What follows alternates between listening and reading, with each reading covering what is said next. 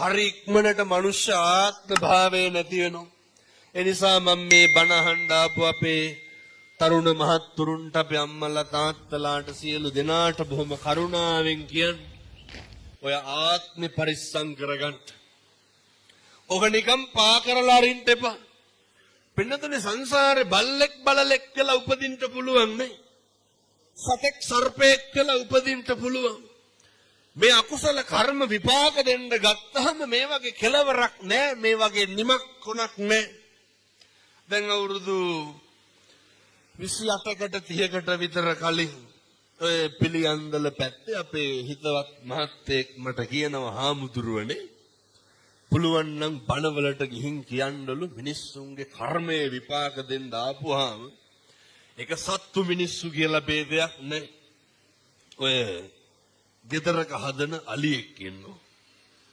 පින්නතුනේ මේ අලියා වැඩකට කියලා කිරුවේ ඔය පන්සලක පෙරහැරක කරඬුවක් පඩම්මපු එක විතරයි. අලියා හදලා තියෙන්නේ හුරතලේට. දවසක් පින්නතුනේ පහළ ගඟකට දැන් මේ පැත්තෙත් අලියත්තු ඉන්නවා. පහළ ගඟකට අරයි යනකොට ඒ කාලේ ටිකක් ඔය කොටා දෙන්න එහෙම ගන්නවනේ අලි. දනුත් එහෙමයි. ඔය ට්‍රැක්ටරයක් හරි ලොරියක් හරි පටවගෙන කොට ලෝඩ් එක අදින්න නැති හින්දා ඇත්ගොව්වට සල්ලි දීලා කියලා දෙනවා මේ අතාලව්ව අද්දලා දෙන්න කියලා. මේ බොහොම පරණ කතන්දරයක්. පින්නතුනේ අර තිරසං සතා මද්ද හක්කට අරගෙන දතට හිර කරගෙන ලොරිය ඇද්ද. හැබැයි පින්නතුනේ ලොරිය රෝද ගලකට හිටලා ගල ලිස්සලා එකපාරම ලොරිය පල්ලෙහාට ගිහිල්ලා. අනේ අර ඇතාගේ මුළු හක්කම ගලවගෙන ගිහිල්ලා තියෙනවා. පින්නතුනේ කවදාවත් කොට ඇදපු ඇතෙක්ද? කවදාවත් වැඩක් ගත්ත ඇතෙක් නෙමෙයි. හැබැයි බුදුවරු උගන්වනවා දේශනා කරනවා අහලත් ඇති මං හිතන්නේ අරනේ කම්මං දල්හං කිංති කරෝමි. මිනිස්සුන්ගේ කර්මය දැඩි වුණාම කරන්න දෙයක් නැතු වෙනවා. ඒ විතරක් නෙමෙයි මිනිස්සු සංසාරේ කරපු අකුසල් කවදා හරි කොතෙන්ට හරි මොකක් හරි විදිහකින් එක්කහුව වෙලා ඒවා ගෙවලා දාන්න සිද්ධ වුණාම අපට කොහොම හරි ගෙවන්න වෙනවා. ඒ නිසා මතක තියාගන්න මේ තිරිසන් ආත්ම භාවයක් ලැබුවා කියලා එකක් නැහැ. මනුෂ්‍ය ආත්ම භාවයක් ලැබුවායි කියලා එකක් නැහැ. හැමදාම දිනපතාම අම්මලා තාත්තලා පුදුම විදිහේ දුක් ගැනවිලි කියනවා. දරුවෝ පුදුම විදිහේ දුක් ගැනවිලි කියනවා. මේ කියන හැම එකකින්ම තේරෙන අවබෝධ වෙන කාරණය තමයි ඔය සංසාරේ කොච්චර අපි පව් කරලා ඇද්ද කියන එක විතරයි. දැන් මේ අම්මලා තාත්තලා කියන්න බලන්න මොන දුකක් විඳිනවද ඔය ජීවිතේ. කවදා හරි සැපයි සාන්තයි හොඳයි කියලා ගත්ත තීරණයක් මේ වෙනකන් සතුටෙන් හිටපු දවසක් තියෙනවද? ජීවිතේ ගෙවන තප්පරයක් ගානේ ගෙවන මිනිත්තුවක් පැයක් දවසක් මාසයක් සතියක් අවුරුද්දක් ගානේ දුකෙන් දුකටපත් වෙනවා මිසක්කන් සැපතකටපත් වෙච්ච දවසක් තියෙනවද? පින්නතුනි ඔය තරුණ කාලේ ඉන්නකොට නම් මේවා වැඩි තේරෙන්නේ නැතුව ඇති. ඔකට ඉතින් අවුරුදු 35 40 පෙන්නට පස්සේ තමයි වෙනස් වෙනවා කියලා තේරෙන්නේ. ඒ නිසා අපි උත්පත්තියෙන් ජාතියත් එක්කම ජරාව කැටි වෙන මිනිස්සු. මම මේ කියන්නේ අර අපේ ගංගේවල් වල ඉන්නව නේද ඔය නැත්තම් මතක් වෙන්නේ දිහාවලාවයි කියලා. අර මරන්නේ කියලා හිතාගෙන ජීවත් වෙන මිනිස්සු කොට්ටාසයක් ඉන්නව නේද? බලන්නකො පින්නතුනේ සමහරව ඉඩ කඩන් එක්ක වෙල්ලෙන්න ගත්තාම අතින් ජාතිවත් අතාරින්නේ නැහැ. සමහරව කියනවා නේද අපිට නැත්තම් ඒ උන්ටත් ඕනේ නැහැ කියලා. පුදුම වෛරකින් පෙළෙන්නේ. පුදුම තරහවකින් පෙළෙන්නේ. හොද්දට මතක තියාගන්න. අපි මේකේ අවුරුදු 7-800ක් ඉන්නේ නැහැ. හොඳට මතක තියාගන්න. මේ බණ කියනකොට මම මැරෙන්න පුළුවන්. බණ අහනකොට ඔය ඇත්ත මැරෙන්න පුළුවන්. මේකේ හරියම පොඩි කාලයක් පින්නතුන ඉන්න තියෙන්නේ. කවුද දන්නේ නේ යනකොට කෙලවිලා ගියොත් එහෙම මැරලා වැටෙනවා. සුටුස් දාලා මේක ඉවර වෙනවා. ඊළඟ තප්පරේ හරි අවිනිශ්චිතයි. ඊ අම්මා කෙනෙක් කතා කරනවා දැක්කද අර කොල්ලෙක් ඇඟට පොල් ගහක් අඩන් වැටලා ඊ පෙරේද.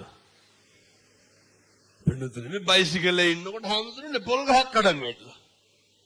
දෙකට මැද්දෙන් කැඩලා පොල්ලා. මොනවාද වෙන්නේ නැත්තේ? මේ ලෝකේ ඕනම දෙයක් ඕනම විදිහකට වෙන්න පුළුවන්. මතක තියාගන්න.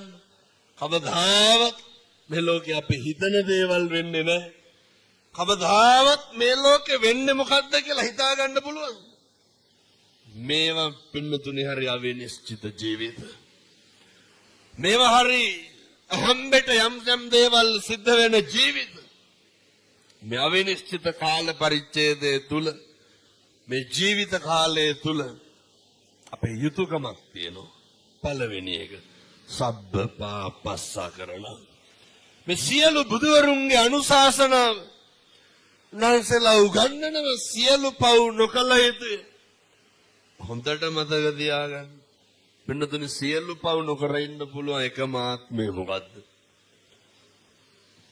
මනුෂ්‍යාත්ම භාවය බුදුවරු උගන්වන කුසලස්ස උපසම්පදා කුසල් පමණක් වැඩි දියුණු කළ යුතුය.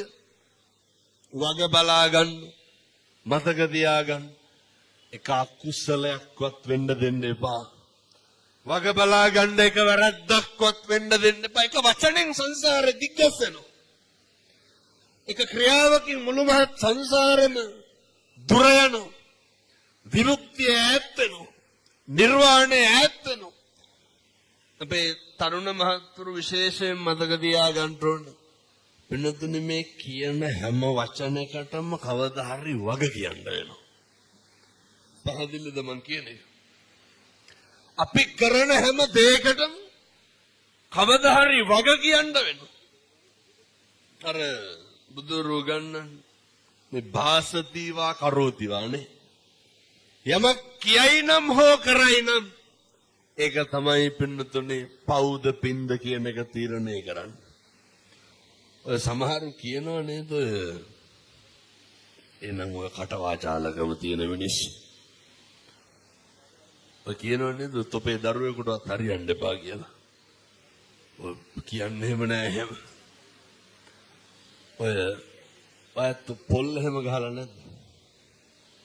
නෑ එහෙන ගහපම් පැලියම් පිපිරියම් කොරවයන් ඇඹරියම් හැප්පියම් කුඩුයන් කියලා අල්ලනවන්නේ. පින්නතුනේ මේ පොඩි දේවල් නේ. ගිහිල්ලා අඹරනවනේ ගොළු වෙලාම් ඵලයන් කියලා නේ. කොහොමද එහෙම කියන්නේ? සංසාරේ කවදාවත් කිසිම හේතුවක් මත අද ඉඳන් අදිස්ථාන කරගන්න. ඔය දොසක් නම් කියන්න එපා කාටවත්. වැරදිලාවත් ඔය කටකින් කිසි කෙනෙකුට ඔය කියනවනේ තොපිට හෙනම ගහන්න ඕන කියලා. මේ උතුම් කන්ද පැත්තේ කියනවත් දන්නේ මං කියන්නේ අනිත් පැත්තේ වල කියනවා. වෙනතුනි කවදාවත් එහෙම කියන්න එපා. හේතුව ඔව්ව කාටද වෙන්නේ? හෙන ගහනවා පින්නතුනි අපිට. මේ බුදුවරු උගන්වන්නේ යමක් කියයි නම් හෝ කරයි නම් මොකක්ද අර ධම්මපදයේ තියෙන පළවෙනි ගාථාව? මනෝ හරි සරලයි හොඳයි. මනෝ පුබ්බංගම ධම්මානේ මනෝ සෙට්ටා මනෝ මේ මනස මුල්ලලා මොන හරි කරනවා නම් කියනවා නම් එක්කෝ චක්කං වහතෝ පදං නැත්තං ඡායාවන පායිනේ. එක ගොනාගේ පිටිපස්සෙන කරත්ත රෝද දෙක වගේ. එහෙම නැත්තම් හෙවණැල්ල වගේ. කරත්ත රෝද වලට වඩා සනීපයි අර හෙවණැල්ල වගේ නිවන් දකින්නකම් පිටිපස්සෙන් එන ඒවා ටිකක් කරගන්න. මේ කර්මයේ ප්‍රබල වෙන්න ඕන අපේ අකුසල් මැඩලගෙන කුසල් සම්පත් ඉස්මතු වෙන්න. අද ඉඳන් අදිෂ්ඨාන කරගන්න. අද ඉඳන් ප්‍රාර්ථනා කරන්න. මිම්මන තහාමුදුරනේ කවදාවත් කිසි කෙනෙකුට නම් වෛර කරන්නේ නැහැ. වෙනතුනි මේවා මේ අදිෂ්ඨාන කරලා කරන්න ඕනේ. මට ඉරහඳ වගේ විශ්වාසයි. මම මෙව්ව කිව්වට ඔයත් හැදෙන්න. දැන් යනකොට සෙරෙප්පු දෙක නැති වෙලා තියෙන්න ඕනේ. I think ඉවරනේ. නේද? අමුතිත්ත කුණුහරුප වෙන්න පටන් ගන්න.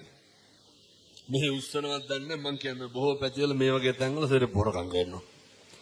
අනිත් එක යනකොටත් මතක තියාගන්න ඕන. හොඳේ දැන් හොරකම් කරනවට වඩා වෙන්නේ අර මගේ ඇරිලා දාගෙන යන එකනේ.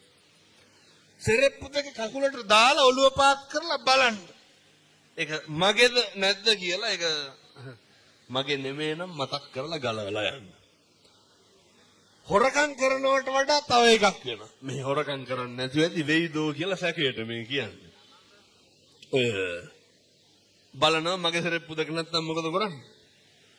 වෙන දෙකක් දාගත්තා කියලා. පින්නත් එහෙම ඒවා මේ අර එකට එක කැපෙන්නේ නැහැ මතක තියාගන්න හොඳේ. කවුරු හරි මගේ එක හොරගම් කරපුවාම මගේ එකත් අර මාත් එකක් ගත්තාම හරි එතකොට මැච් වෙනවා. එහෙම එකක් නැහැ. ඒක අනේක කෙරුවට අපි ඕක කරන්න ඕනේ. ඔය බලාගෙන පාරවල් වල ඉන්න කට්ටිය හොඳ මේ පැත්ත බලාගෙන ඉන්න සාක්කුවට එහෙම ගෙලපුවාම තේරෙයි. නැහැ වෙලා තියෙන එකයි මේ කියන්නේ. බණ හඬාව නැහැ කියලා පිම්පකක් ගහනවා. ඒ හින්දා හොද්දට මතක තියාගන්න. මේ හැම තැනකදීම කොතෙක් අනේකගේ අසත්පුරුෂකම තියෙන්න පුළුවන්. අනේකගේ හොරහිත තියෙන්න පුළුවන්. අනේකගේ මොන වැරදි මොන අඩුපාඩු කොහොම තිබ්බත් අපිට මොකද්ද දෙන්න ඕන? අපේ හිත තියෙන්න ඕන හරි පිරිසිදුවට. දැන් මම මෙහෙම දේශනා කරන්න හේතුවක් තියෙනවා. අපේ හිත අපිරිසිදු වෙන්නේ නැයි. අපේ හිත කලබල වෙන්නේ මේ ජීවිතේ මේ පින්නතුන් මේ අම්මලා තාත්තලා සැක කෙරුවනම් සම්බුද්ධ ශාසනයේ තියෙන ප්‍රබල කාරණයක් තමයි පින්නතුනි සැකය කියලා කියන්නේ. ඇත්තටම සැක කෙරුවනම් සැක කෙරුවේ කවදා හරි අපිවද අනුවද? ඔයත් කවදාවත් ඔයත්ම සැක කරලා තියෙනවද? කාවද සැක කරන්නේ? වෙන කෙනෙක් නෙමෙයි. මොකටද පින්නතුනි වෙන කෙනෙක් සැක කරලා අපි ගොලප්පු වෙන්නේ? වෙන කවුරුත් සැක කරන විදිහට වැඩ කරන්නේ අපි ඒක ගැන හිතලා කවුද කනගාටු වෙන්නේ? අපි. කවුද කලබල වෙන්නේ? අපි. අර මතකද අර ගම්පොළ අර කෙල්ලගේ බෙල්ල කපලා මැරුවා ඊයේ පෙරේද? අවුරුදු 16. කොල්ලට අවුරුදු 27යි නේ. බෙල්ල කපලා මැරුවානේ. ඒකල්ල කොල්ල ගිහිල්ලා බෙල්ල වල දාගත්තා. මතක තියාගන්න. මේව වෙන්නේ ඇයි? මිනිස්සු මිනිමරුව වෙනව අනුන් හින්දා. සමහරව කියනව නේද ඔය ගෙදර හිටියොත් එහෙම පව් පිරෙනවා කියලා. ඒ ගෙදර නිකන් හිටියට පව් පිරෙන්නේ නැහැ. සමහරව කියනවා ගොඩක් කොල්ල සමා මේවා කියන්නේ. අපේ අම්මලා තාත්තලා අපිට පව් පුරවනවා. වක් කරනවද ඇවිල්ලා නැහැ. මතක තියාගන්න. ඔය තරුණකම තියෙන්නේ ඔය පෞරුෂය තියෙන්නෙම පින්නතුනේ සත්පුරුෂ තරුණ මහත්තුරුන්ට අපේ දරුවන්ට කියන්නේ. ඔක තියෙන්නේ ඉවසන්න. ඔය පෞරුෂයට විතරයි ඉවසන්න පුළුවන් වෙන්නේ. කනගාටුවට කාරණේ තමයි ඔය දැන් ඉන්න කොල්ලොන්ට ඉවසන්න බෑ. ඔය මොකක් හරි ඔය සංගීත පොලක් තිබ්බොත් මේ වැඩිපුරම හෙල්මට් පාරවල් අතරින්නේ කවුද? කොල්ලෝ. වැඩිපුරම එල්ලි යන්නේ කවුද? මට මේක අහන්න හිතෙනවා. දැන් මේ ඉඳගෙන හිටගෙන බණ අහන තරුණ මහත්තුරුන්ගෙන් මම මේ අහන්නේ හොඳ.